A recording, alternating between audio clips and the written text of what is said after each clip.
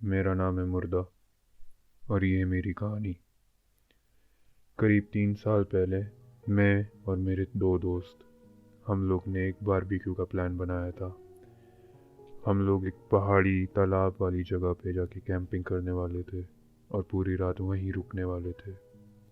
करीब 2 घंटे का सफ़र पूरा करके हम आखिर वहाँ पहुँच ही गए। वहाँ ना कोई इंसान था, ना कोई रोशनी थी, ना कोई आवाज़ थी, बस चांद की रोशनी और कीड़ों की आवाज़, और कुछ नहीं।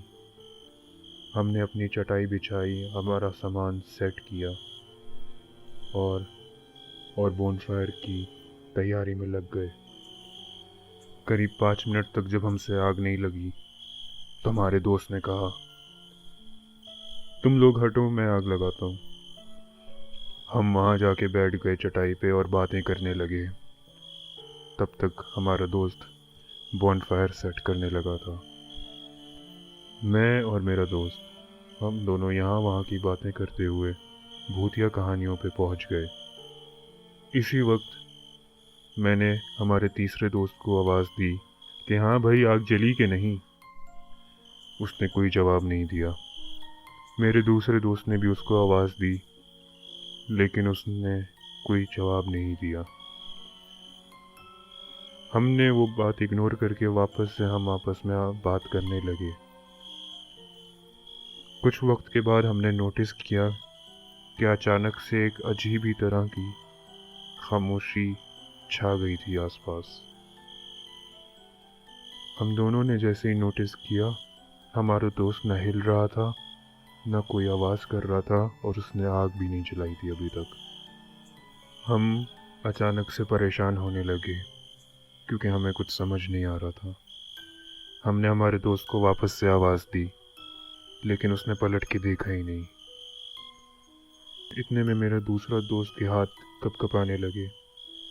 हम दोनों ने डिसाइड किया कि उसके पास जाकर देखते हैं कि क्या हुआ।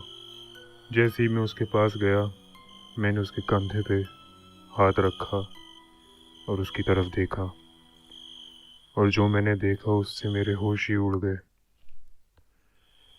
मैंने देखा कि वो सामने तालाब की तरफ बिना अपनी आंखें झपकाए देखे जा रहा था, और उसकी एक आंख से आंसू टपक रहे थे।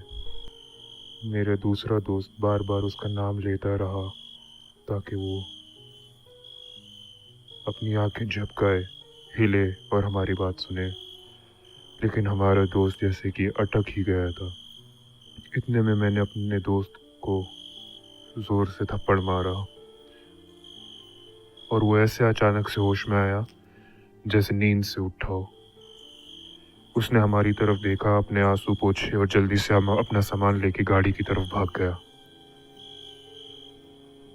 मैं और मेरे दोस्त ने एक दूसरे को देखा और हम समझ गए कि ज़रूर कुछ खतरा है।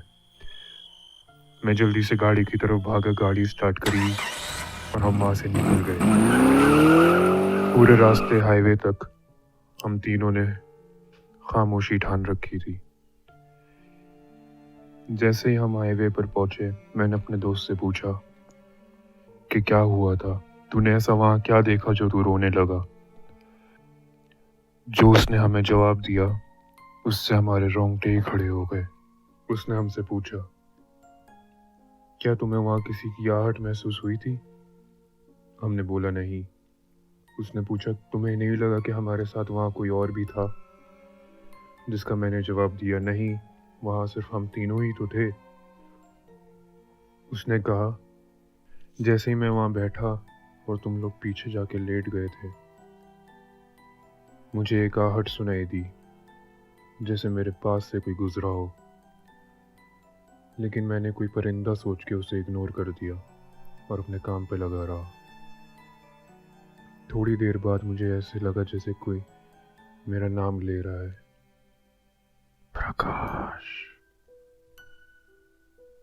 मैंने जैसे ही तालाब की तरफ देखा, मुझे एक साया नजर आया जिस पे चांद की रोशनी गिर रही थी और मुझे बस उसकी आंखें नजर आ रही थी।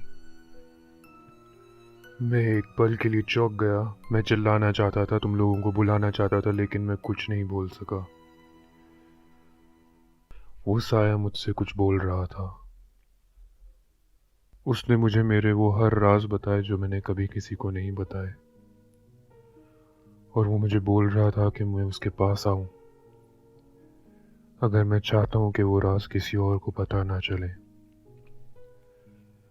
वो इस तरह मेरी आंखों में देख रहा था जैसे मुझे लग रहा था कि मैं उसकी तरफ खींचता चला जाऊंगा, और उतने में तुम मुझे होश में ले आए। इस बात को 3 साल हो चुके हैं, लेकिन अभी भी अकेले में मुझे लगता है कि कोई मुझे आवाज देगा।